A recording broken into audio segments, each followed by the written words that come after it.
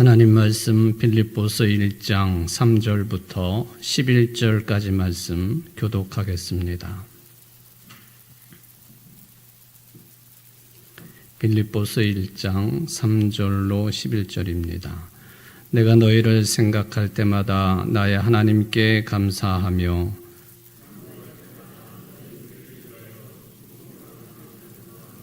너희가 첫날부터 이제까지 복음을 위한 일에 참여하고 있기 때문이라.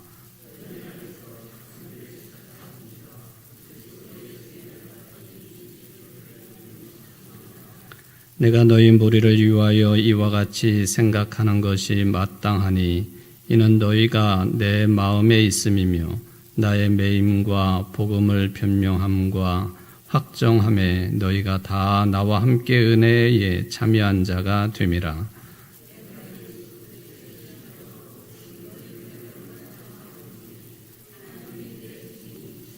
내가 기도하노라. 너희 사랑을 지식과 모든 충명으로 점점 더 풍성하게 하사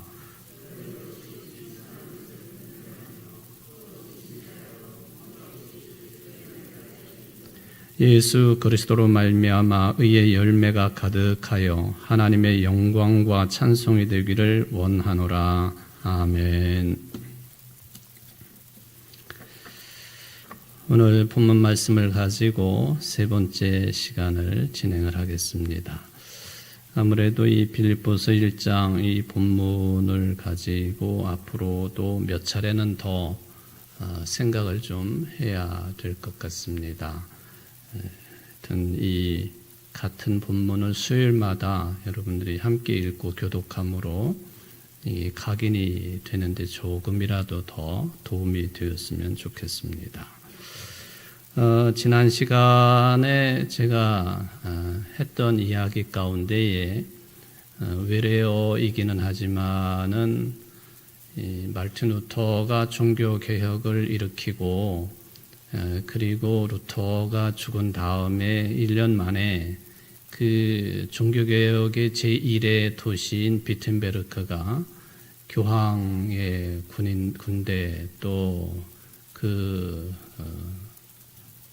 지금으로 말하면 독일이죠. 독일의 황제의 군대에 의해서 짓밟히게 되고, 그러니까 종교개혁 정신이 완전히 이제 인정받지 못할 만한 그런 상황까지 갔을 때에 말틴 루터를 도와가지고 종교개혁을 일으키는데 아주 중요한 역할을 감당을 했던 멜랑이톤이라고 하는 사람에 대한 이야기를 했었습니다.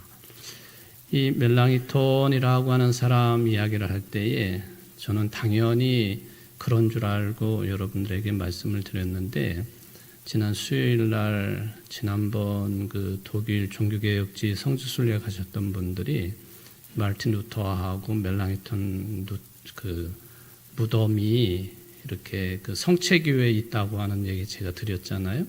저는 여러분들이 들어가신 줄 알고 그걸 당연하게 생각하고 말씀을 드렸는데 집사람이 안 들어갔다고 그래가지고 제가 그 전에 갔을 때 들어갔던 것 같아요. 여튼 그만큼 말틴 루터하고 멜랑이톤은 같은 동양 사람들이 아님에도 불구하고 비텐베르크를 중심으로 종교개혁 운동의 핵심적인 역할을 했던 사람들이다. 그 이야기죠. 루터의 루터하우스라고 하는 박물관 겸 그 옛날 수도원 그 건물, 큰 건물에서 성체교회로 이렇게 쭉 가다가 보면 왼쪽 편에 멜랑이톤이 생활했던 집도 있는데 거기는 이제 그냥 지나쳐버리고 말았습니다만은 또 지나치게 된 이유 중에 하나가 돈을 받으니까 그 집에 들어가려면은 하여튼 멜랑이톤이라고 하는 사람이 그만큼 중요한 역할을 했다.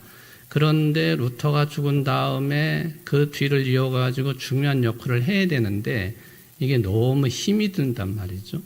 루터 사상과 정신과 신학을 물려받아야 되는데 이게 힘에 붙인단 말입니다. 그리고 아마 멜랑이톤이라고 하는 사람이 루터에 비해서는 좀 유약한 그런 인품, 또 행동이었던 것 같기도 하고요. 그래서 이것을 이제 이 교황청하고 대립각을 세우고 지내기에는 너무 힘든 상황이니까 교황청 쪽에서 제안하는 것을 일정 부분 받아들이는 그런 일이 있었다 하는 것이죠. 그 중에 하나가 성직자들 결혼을 허용하겠다 하는 그 이야기였잖아요.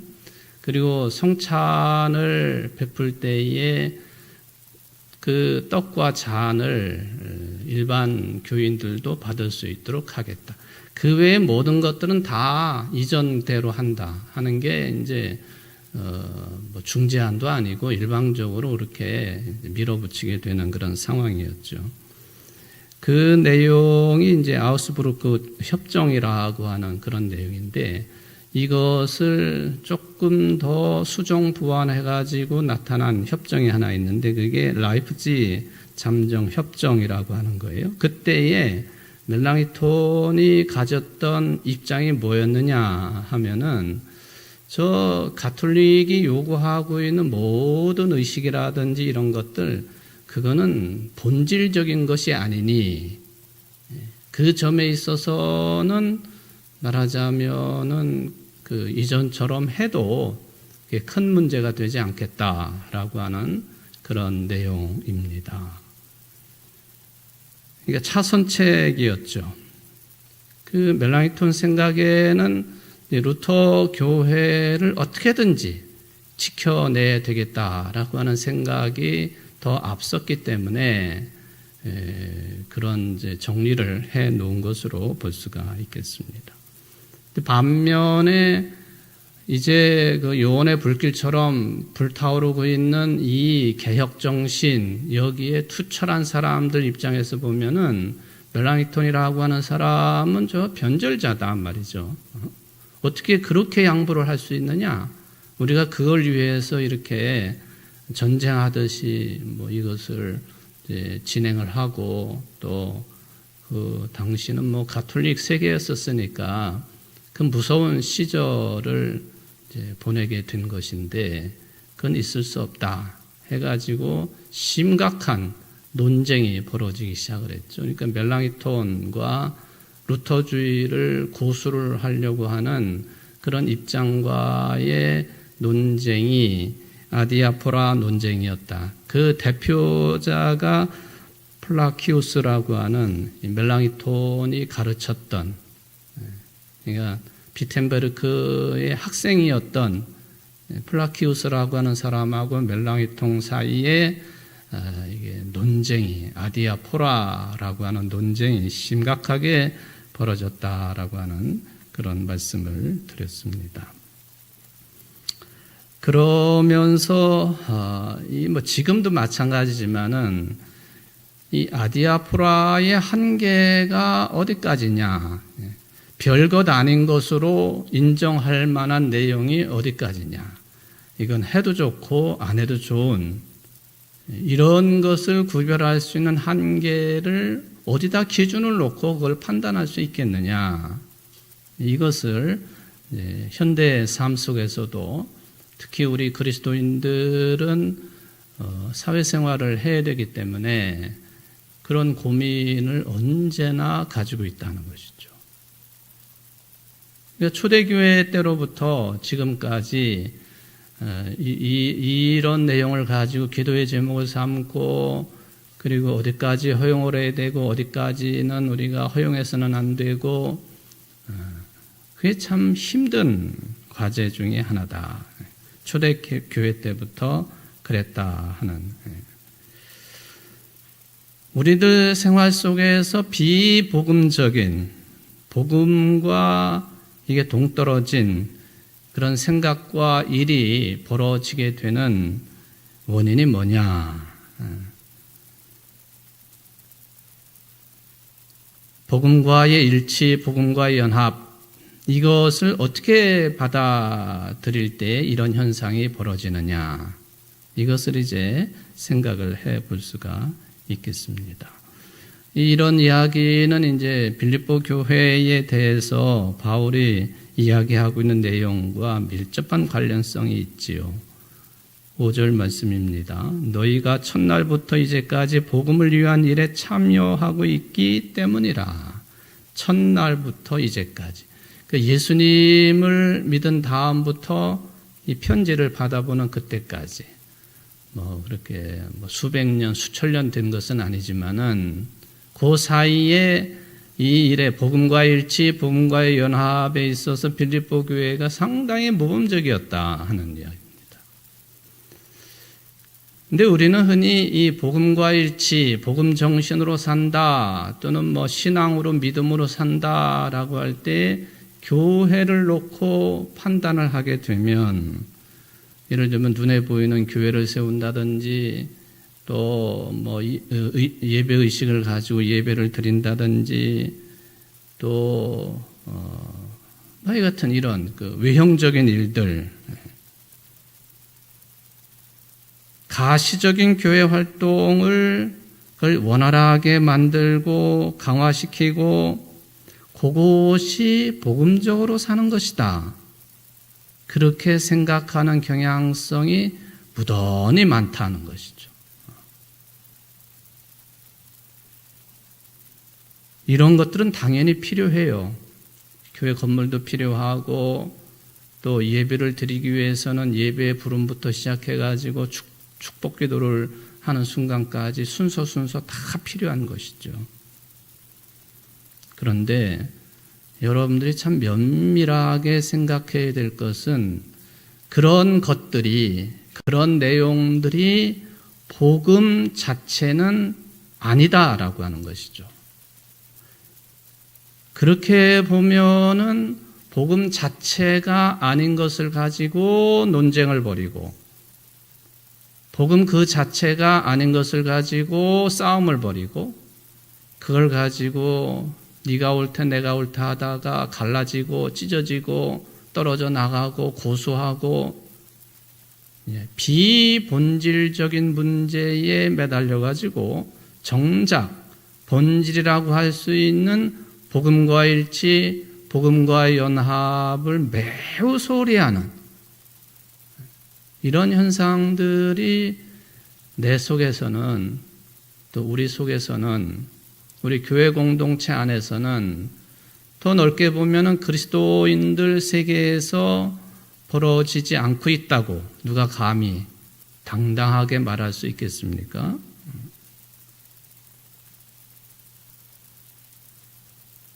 이게 이제 마치 율법화가 되어버리면 예수님께서 그렇게 싫어하시는 율법주의자들, 회칠한 무덤과 같다라고 하는 그런 평을 받을 수밖에 없는 것이죠. 이 복음의 본질, 그래서 복음과의 연합, 복음과의 일치, 이것 외에 비본질적인 것은 절대적인 힘을 가져서도 안 되고 그런 것들은 상대적인 가치만 인정받아야만이 바른 것이다 하는 것이죠. 여러분들 그냥 제가 어렵게 표현을 이렇게 하고 있지만은 그냥 간단하게 생각하시면 돼요. 내가 교회 생활을 하는 신앙 생활을 하는 가장 중심이 뭐냐 이거를 붙잡아야 된다고 하는 거예요. 그런데 나는 그 신앙과 믿음의 생활, 교회 생활의 가장 핵심적이고 중심적인 것들은 그냥 흐지부지 놔버리고 그 외의 것들에 매달려가지고 정신을 팔아버리고 그냥 육체적으로도 피곤함에 시달리게 되고 이래서는 안 된다 하는 그런 말씀이 되겠습니다. 이거를 놓쳐버리고 또 비본질적인 것을 절대화시켜버리고 마치 무슨 엄청난 보물덩어리라 되는 것처럼 그런 것들을 그냥 끌어안고 있다가 보니까 이 교회가 그리스도인들이 세상 속에서 말하자면 복음과 위배되는 복음 정신에서 본질에서 벗어나는 그런 일들을 아무렇지도 않게 행한단 말이죠. 그래서 이제 오늘 좀 본격적으로 검토를 해볼 내용은 그래서 우리들이 정말 잘 정리를 해야 될 그런 내용이 뭐가 있느냐 하면은 교회관이에요. 교회관. 교회가 무엇하는 것이냐, 이거에 대해서 좀 잘 생각하고 또 성령의 도우심으로 잘 판단하고 그래야만 된다 하는 거죠. 제가 가끔 언급을 하고 있는 분이기는 합니다만 이분은 독일의 신학자죠. 그런데 참 특이하게도 이미 고인이 되신 분이시지만은 세계에서 가장 큰 교회를 이룬 분으로 인정되는 분이죠. 여의도 순복음교회의 조용기 목사님이 그렇게 좋아했던 분이에요. 한국만 들어오면은 반드시 두 분 사이에 만남이 있고 뭐 식사도 같이 하고, 제가 볼 때는 조용기 목사님 같은 분이 이 신학자를 만난다고 하는 것 자체가 참 신기할 정도였거든요. 그 신학자가 누구냐 하면 위르겐 몰트만이라고 하는 분이에요. 아직도 살아계세요. 1926년생이니까 몇 살이에요? 98 정도 돼요.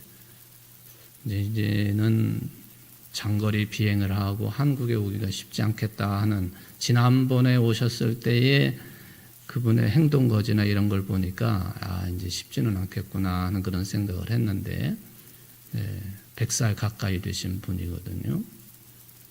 어쨌든 이 조영기 목사님이 순복음 쪽의 신앙관, 우리 교단의 목사들이랑 대화를 할 때는 그게 항상 입에 달려 있었어요. 내가 다시 교단을 선택하면 기장을 선택한다고. 그런 거 모르셨죠? 내가 다시 교단을 선택하면 반드시 한국 기독교 장로회를 선택할 거라고. 저는 그게 헛말이라고 생각하지는 않습니다. 또 그게 의미하는 바가 뭔지에 대해서 저는 개인적으로 우리 스스로를 돌아보게 하는 우리 교단에 대한 평가, 그분의 평가라고도 생각을 합니다. 이 분이 교회에 대해서 이렇게 이제 기록으로 남겨놓은 아주 중요한 내용들이 몇 가지가 있습니다. 교회 그냥 그 교회당 건물 그걸 말하는 게 아니라 교회가 진정으로 관심을 가져야 될 내용이 뭐가 있느냐? 그거는 변화하는 세상에서 그걸 아주 능숙하게 잘 적응하는 것, 그건 아니라고 했습니다. 우리가 잘 새겨들어야 돼요. 요즘에 교회가 뭐 시류에 따라서, 유행에 따라서 이렇게도 하고 저렇게도 하고 변화된 사회 상황에 아주 능숙하게 대처를 하고 적응하는 것, 그렇다고 하면은 제가 볼 때에는 기독교 2000년의 역사가 잘 유지되지 못했을 것이다, 그런 생각을 합니다.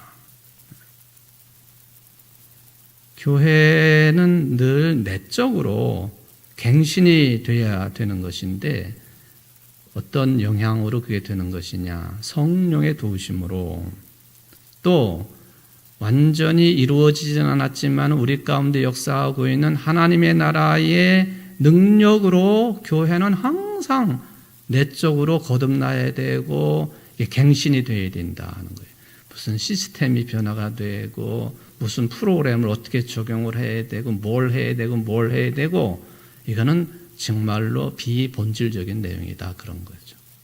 성령에 의해서 내적인 갱신이 항상 있어야 되고 하나님의 나라의 능력에 의해서 교회는 항상 속으로부터 갱신 작업이 있어야 되는 것이다 하는 그런 이야기를 했습니다. 그러니까 이러한 교회가 무엇을 해야 되느냐 하는 것은 외부에서 세상 사람들이 뭐라고 얘기해도 우리들 속에서 성령의 도우심과 또 우리가 바라보는 하나님의 나라의 능력에 대한 희망을 가지고 그게 있으면은 그거는 자동적으로 갱신이 되게 돼 있거든요. 그래서 우리는 이렇게 지금 이 자리에 여기가 좋사오니 하고 안주하는 것이 아니고 항상 갱신을 지향하는, 그래서 종교개혁 운동, 종교개혁 신앙, 교회관, 거기에 의지하고 있는 사람들이기 때문에 어떻게 보면은 현재를 넘어서야 된다고 하는 그런 부담, 내적으로 말이죠. 그런 불안감을 항상 가지고 있는 그런 존재, 또 교회들일 수밖에 없다 하는 것이죠.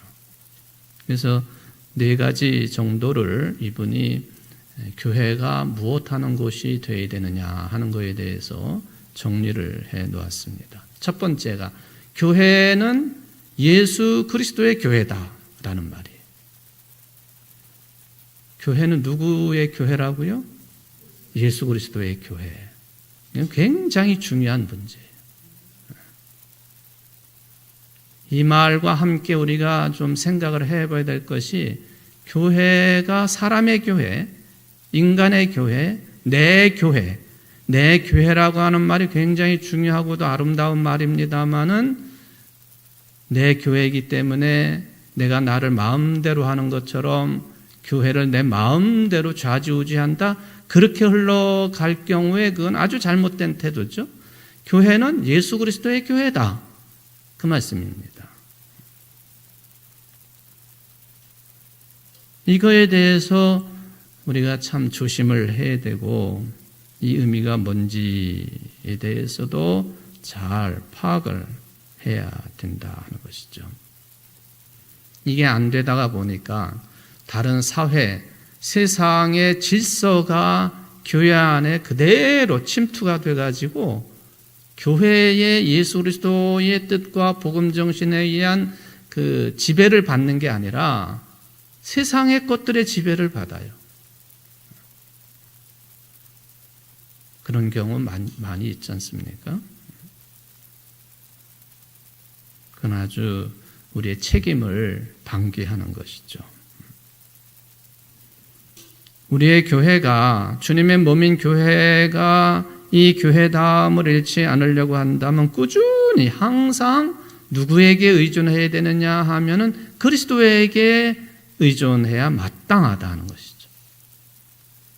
그래서 이것도 물론 해석 나름이기는 하겠습니다만은, 뭘 말하기 전에, 어떤 결론을 맺기 전에 주님이시라면 이것을 어떻게 길을 안내해 주실 것이고, 이걸 어떻게 결론을 맺을 것이며, 참으로 교회다운 교회의 질서와 결론을, 일처리 방식을, 내용을 우리가 취할 수 있겠느냐, 굉장히 중요한 문제입니다. 우리들이 잘 알고 있는 대로 제2차 세계대전 당시에 독일의 대부분의 교회들이요, 그 히틀러를 향해서 하이틀러를 했거든요. 교회의 질서가 무너진 거죠. 세속의 정치, 이게 교회를 휘둘러 버린 거예요.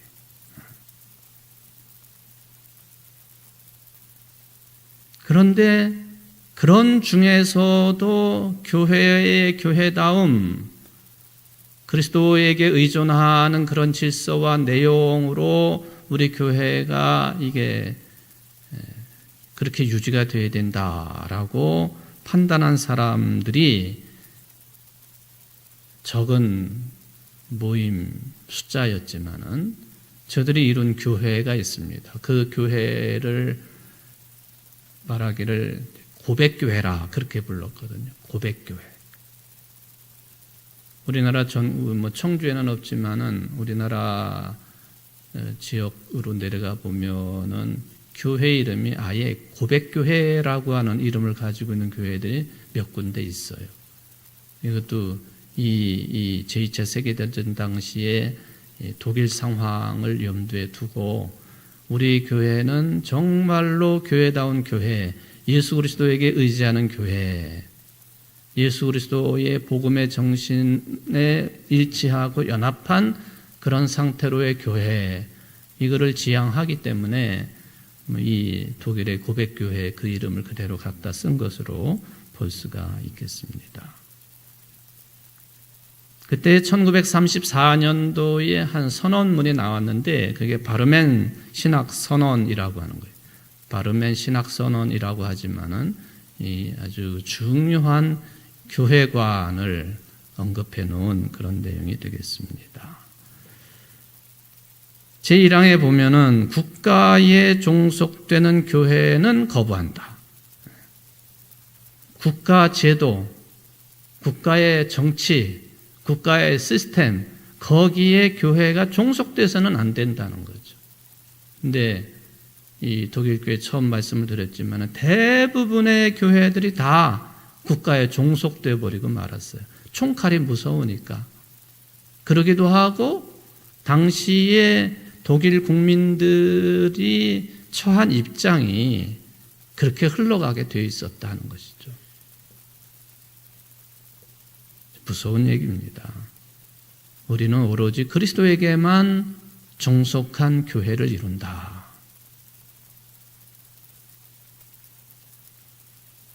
그때 제창된 내용이 이런 내용입니다. 그가 성서에서 우리에게 증언된 대로 예수 그리스도는 우리가 들어야 하고 삶과 죽음에 있어서 우리가 신뢰하고 복종하지 않으면 안 되는 유일한 하나님의 말씀이다.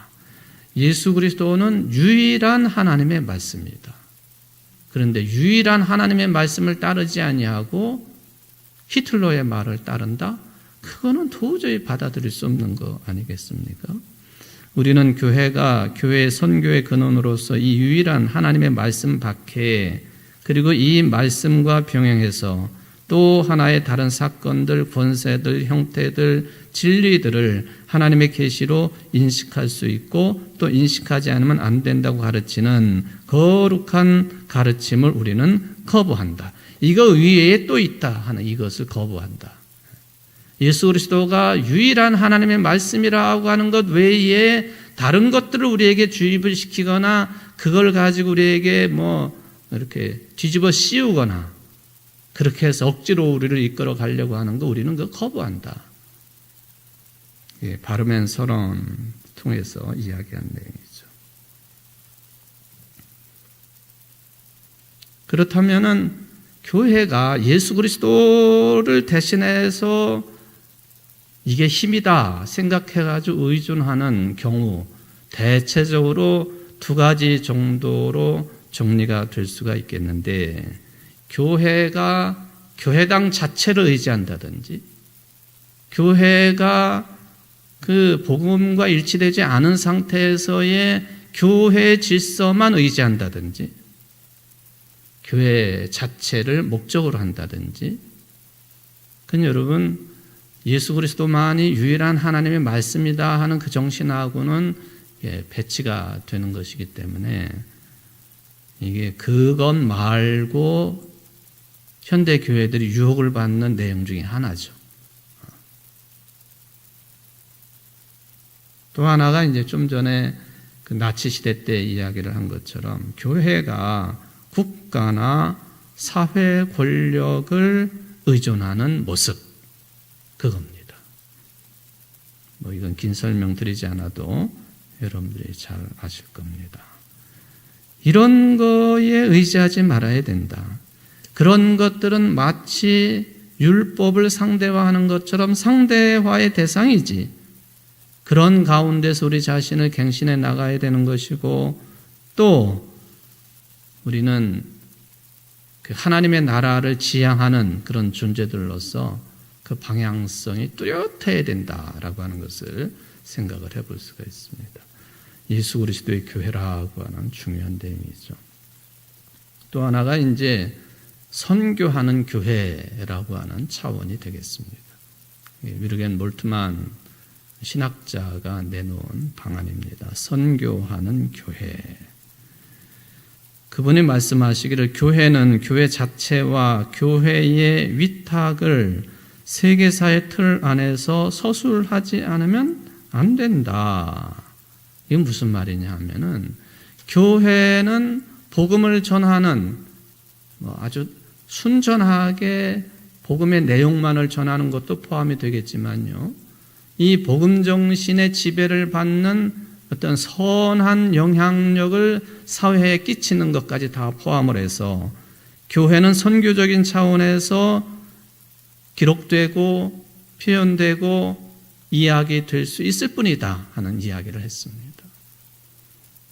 그러니까 교회가 넓은 의미든 좁은 의미든 간에 선교 지향적이 되지 않을 때에는 그건 교회다움을 잃어버린 것이다 그런 이야기죠. 뭘 하든지 어떤 계획을 세우든지 교회에서 하는 것은 모두 다 선교 지향적이어야 된다는 것이죠. 우리가 옛날부터 쓰던 말로 하면은 전도 지향적이어야 된다. 복음을 전하는 것이 중심이 되어야 된다. 무슨 일을 하든지. 근데 우리가 하는 일들이 복음을 전하기보다는 그걸 방해하는 경우가 가끔 있을 수 있죠. 복음을 방해하고. 이 선교하는 교회라고 하는 이 말씀이 의미하고 있는 또한 두 가지 이야기를 해 주었는데요. 하나는 교회가 교회 자체를 목적으로 삼지 않는다라고 하는 개념입니다. 이게 교회가 지교회만을 위한 교회, 이거는 교회 자체를 목적으로 삼는 거예요. 굉장히 큰 유혹 아닙니까? 세상이 어떻게 되든 말든 이웃이 어떻게 되든 말든 지 교회만 잘 되면 되는 거예요. 이건 교회 자체를 목적으로 삼는 것이라고 해석이 됩니다. 그리고 두 번째, 선교는 곧 어떤 선교냐? 그것은 하나님의 선교다. 미시오데이라고 하는 그런 이야기를 합니다. 미시오데이. 이 말은요, 이 인간들이 살고 있는 모든 삶의 영역이 다 하나님께서 일하시고 계시는 하나님의 일터이고, 그러니까 우리가 선교를 하고 복음을 전한다라고 할 때는 우리끼리 이렇게 쓱싹싹 해버리는 게 아니라 세상 속을 향해서 우리는 들어가야 되고, 마치 하늘나라는 침노하는 자의 것이라고 하는 말씀처럼 들어가야 되는, 침투해야 되고, 우리가 옛날부터 우리는 구원받은 자들이고 세상은 멸망받아 마땅한 자들, 저주의 대상들, 그런 이분법적인 사고에 휩싸였기 때문에 그 불쌍히 여기지 아니하고 안타깝게 여기지 아니하고 망하게 내버려 두는 것이 교회의 사명인 양 생각하는 그 생각들이 굉장히 편협한 생각이다라고 하는 것을 생각해 볼 수가 있습니다. 교회 자체의 영광이 아니라 성령 안에서 아들을 통한 아버지의 영광이 교회의 목적이 되어야 된다 하는 그런 얘기. 세 번째, 이것도 외래어이기는 합니다만, 이거를 적절하게 번역을 해가지고 풀이를 해가지고 표현할 수도 있겠습니다만은 일단 한번 들어보실까요? 세 번째, 에큐메니칼 교회다라고 표현을 했습니다. 에큐메니칼 교회. 이 오이쿠메네라고 하는 그 헬라어로부터 이제 에큐메니칼 이런 용어가 탄생이 되었다고 보는 것인데요. 이 헬라어 오이쿠메네, 이거는 온 세계라고 하는 뜻을 가지고 있어요. 오이쿠메네, 온 세계.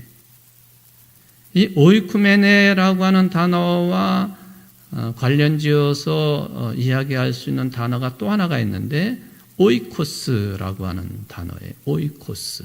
오이코스라고 하는 단어의 뜻은 집이라는 뜻입니다. 집. 우리가 살고 있는 집. 언제도 한번 제가 언급을 한 것 같은데요. 그 그리스를 가면은 당연히 이제 뭐 현대 그리스어가 다 간판이고 어디고 다 그렇게 돼 있잖아요.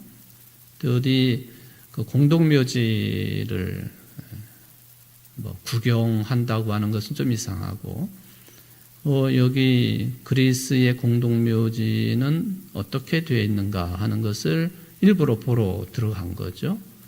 들어갔더니 뭐 개인 묘지들이 쭉 있고, 그런데 유난히 눈에 들어오는 단어가 오이코스라고 쓰여 있는 단어예요. 그 뭘까요? 우리식으로 말하면 오이코스, 집이라고 하는 뜻을 가지고 있다고 되어 있는데, 우리들이 흔히 쓰는 말 있잖아요. 무덤은 무덤인데 한 사람 무덤이 아니고 가족묘, 그죠? 가족묘. 요즘은 다 화장을 하니까 화장해가지고 뭐 20기, 24기 한꺼번에 이렇게 납골 형식으로 해서 그 가족들을 모시잖아요. 가족묘. 그러니까 가족, 집. 이게 오이코스라고 하는 그런 단어죠. 이게 오이쿠메네라고 하는 이 용어는 훨씬 더 범위가 넓은 거예요. 무슨 뜻이냐 하면 온 세계 사람들이 다 가족관계라는 뜻이에요. 여기서 나온 게 에큐메니칼, 그리고 이 위르겐 몰트만 이 교수가 교회를 이야기할 때 교회가 무엇하는 곳이어야 되느냐, 에큐메니칼 교회여야 된다 하는 거죠. 에큐메니칼. 가족은 한 마음을 가져야 되는 것이고요. 무슨 일을 하든지 일치를 이루어야 되고 한 방향성을 가져야 되는 거죠. 이게 지금 지난번 우리 도슨트 교육 시간에도 제가 담당한 내용 중에 언급한 내용이지만은 1648년에 내려진 그 조약이 하나가 있는데 베스트팔렌 조약이라고 하는 조약이에요. 이때로부터 그 이전에 이미 루터 교회는 가톨릭으로부터 사회로부터 인정을 받은 하나의 교단이 되었고, 칼빈주의 사상의 영향을 받은 교회들이 이때서야 1648년 되어서야 베스트팔렌 조약을 통해서 뭐라고 그럴까요? 정상적인 교회 또는 교단으로 인정을 받았습니다. 이건 또 어떤 의미를 가지고 있느냐 하면요. 가톨릭은 철저하게 중앙 집권제잖아요. 가톨릭의 제일 꼭대기에 있는 수장이 누굽니까? 교황이에요. 교황의 말 한마디면 하나님의 말이에요. 교황이 한마디 지시하고 명령하면요, 그거는 그 이탈리아에 있는 바티칸 거기서부터 뿐만 아니라 전 세계가 다 그대로 움직이게 돼 있어요. 그게 이제 우리 청주를 예를 들면은 청주에 그 교황청이 승인을 한 주교가 딱 한 사람이 있거든요. 그 주교가 있는 성당이 어디일까요? 청주 교구의 주교. 어디? 지금 뭐 조그맣게 맞히신 것 같은데. 내덕동 성당이에요. 내덕동 성당을 부를 때에 내덕동 동네 이름을 붙이기도 하지만 주교좌 성당, 그렇게도 불러요. 주교가 있는 성당이다. 주교가 당신 이 성당으로 가시오, 저 성당으로 가시오, 다 결정하는 거예요. 주교가 당신 이번에 언제 있을 사제 서품에 내가 인정합니다 하면은 우리식으로 말하면 목사 임직을, 안수식을 받을 수 있는, 그 주교에게 다 달려있는 거예요. 왜? 주교가 교황 대리인이기 때문에. 우리 교회랑 관련해 있는 김웅렬 신부님 있잖아요. 그분이 사제 서품을 받아야 되는데 그때에 허리가 고장이 나가지고 하여튼 꼼짝도 할 수 없는 상태였었대요. 그런데 다음 날인가 그날인가 하여튼 그 사제 서품을 받아야 되는데 그 밑에 있는 신부를 통해 가지고 전갈이 오기를 사제 서품 못 받는다고. 허리가 아프기 때문에. 가톨릭은 그걸 굉장히 따지거든요. 몸에 뭐 이상이 있으면은 사제 서품 안 줘요. 다 병원 가가지고 다 검사를 해요. 우리에게는 그런 건 없어요. 뭐 신체적으로 좀 뭐 부족한 부분이 있다. 절대로 사제 서품 안 줍니다. 그러니까 이 주교가 그때 그 주교가 그 유명한 그 추기경이 되신 분인데 청주에 오랫동안 계셨던 분인데 그분이 너 사제 서품 못 받는다고. 그래가지고 그때 못 받은 거 아니에요? 그 양반 고향이 인천인데 인천의 부모님 친인척들 뭐 그 거기에 성당들 사람들이 차 한 대로 다 꽃다발 들고 뭐 다 왔는데 못 받았어요. 교황의 권한과 비슷한 거예요, 그게. 그러니까 중앙 집권제. 그런데 이 베스트팔렌 조약을 통해서 칼빈파가 인정을 받고 그 다음부터 우리 개신교회는 이게 그 교파가 생겨나기 시작을 하는데 이건 뭐 그냥 지멋대로들 그냥 가지치기를 하는 거죠. 우리나라 모습이랑 비슷한 거죠. 우리나라의 장로교 간판을 가지고 있는 그 교단 숫자가 정확하게 파악도 안 돼요. 대충 200개는 넘는다. 그렇게만 이야기하죠. 대충.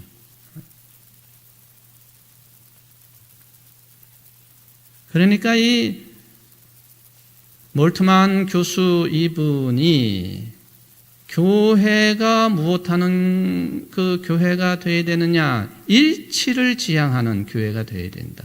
논쟁을 벌이는 교회로부터 협동하고 서로 이게 연합을 이루는 그런 교회의 모습이 진정한 의미의 교회다. 뭐 그렇다고 해가지고 뭐 가톨릭으로 돌아간다 그런 개념은 전혀 아닙니다. 우리는 흔히 그것을 이야기할 때에 일치를 지향하지만 다양성 속에서의 일치다. 그렇게 표현하는 거예요. 다양성 속에서의 일치를 지향한다. 우리 교회를 예를 들면 수많은 지체들, 여러분들 각자 한 사람 한 사람들이 다 계시잖아요. 다 다른 생각을 가지고 있죠. 삶의 배경도 다 달라요. 생각도 차이가 있어요.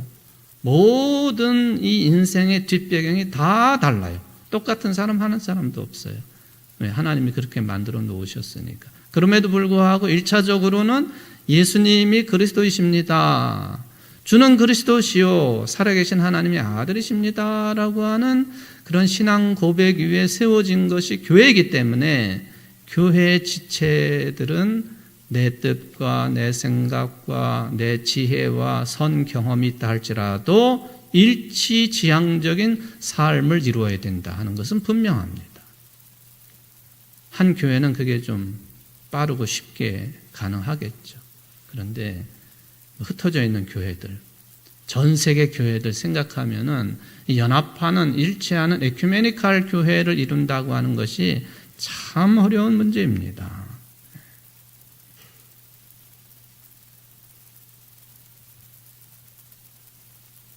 대화를 해야 되고 협력을 해야 되고 그래서 이분은 대화하고 협력하고 그래서 최종적으로는 그래도 이런 뜻들이 모아져 가지고 결론을 맺어야 되는데 그래가지고 이분이 그 독일어를 콘칠이라고 하는 그러니까 우리들이 흔히 말하는 종교회의 있잖아요. 무슨 뭐 니케아 종교회의라든지 뭐 무슨 종교회 이런 곳에서 이런 회의 때에 전 세계 교회 지도자들이 모여서 중요한 사안마다 결의를 하고 정리하고 그때 안 되면 또 뒤에 수십 년 뒤에라도 또 정리하고 또 정리하고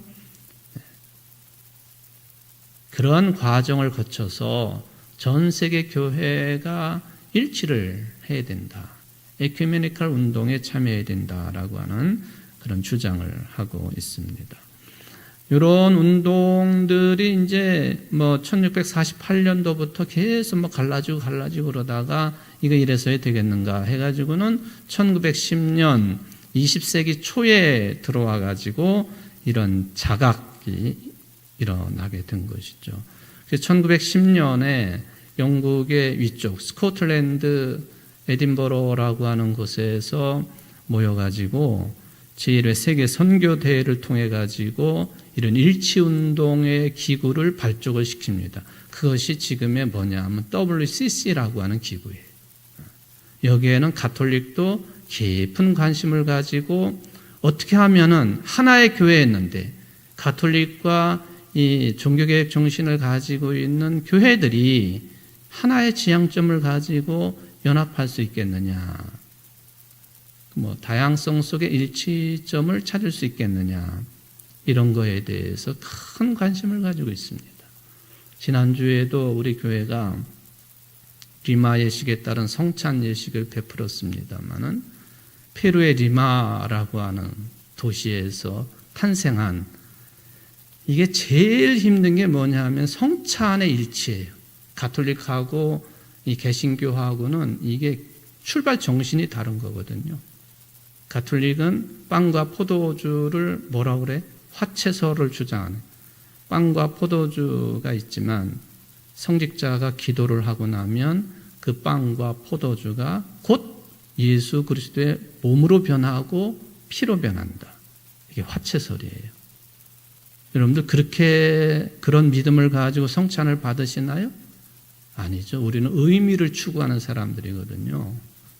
그렇게 믿고 받아들이는 거지. 그것 자체가, 그 물질 자체가 예수님의 몸이 되고 예수님의 피가 된다고는 그거는 아니에요. 이 문제 가지고 위로 쭉 올라가 보면은 마르틴 루터하고 찌빙글리하고 심각하게 다툰 거예요. 그래서 우리는 찌빙글리의 정신을 이 성찬의 문제에 있어서는 받아들인 사람들이다. 그렇게 보는 거죠. 그럼에도 불구하고 이게 제일 일치를 이루기 어려운 내용이 그 성찬에 관한 문제이니 이 성찬에 관한 문제를 그래도 모두 다가 어느 정도까지 수용할 수 있는 그런 자세, 태도, 내용으로 담아낸 게 리마 예식서입니다. 여러분들 우리 교회는 이 에큐메니칼 교회 정신에 그래도 충실하려고 애쓰고 노력하는 교회 중에 하나다라는 것은 분명하지요. 에큐메니칼 교회라고 하는 여기까지 좀 말씀을 드립니다. 그러니까 교회가 무엇을 해야 되느냐 하는 것에 대한 4가지 중에 3가지 정리만 했고요. 다음 시간에 이제 4번째 정리부터 좀 말씀을 드려보도록 하겠습니다. 기도하십시다. 사랑의 하나님 아버지, 우리의 신앙이 또 우리의 교회가 하나님의 나라에 의존하고 있는지, 복음에 일치하고 연합하고 있는지 늘 살펴봐야 되고, 또 그 외의 것들에 휘둘려서 유혹을 받아서 교회답지 못하고 그리스도인답지 못한 그런 모습이 되어서는 안 되겠다 하는 것을 늘 저희들은 관심을 가지고 있습니다. 관심을 가지고 기도는 하지만은 여전히 우리의 실제적인 삶은 이것저것 구별하지 못하고 혼돈 속에 살고 있는 것이 참 안타까운 현실입니다. 우리 부족한 인생들, 불안에 떨고 있는 우리 모든 그리스도인들을 여전히 붙잡아 주시고 그리스도 안에서 한 교회를 섬기며 주님의 뜻을 이루어가는 복음에 일치된 그런 생각과 마음가짐과 삶의 태도로 오로지 하나님의 나라만을 지향하고 하나님께 영광 돌리기에 부족함이 없는 우리 청주 제일교회 그리고 지체해드린 모든 성도들이 될 수 있도록 은혜를 베풀어 주옵소서. 예수님의 이름으로 간절히 기도하옵나이다. 아멘.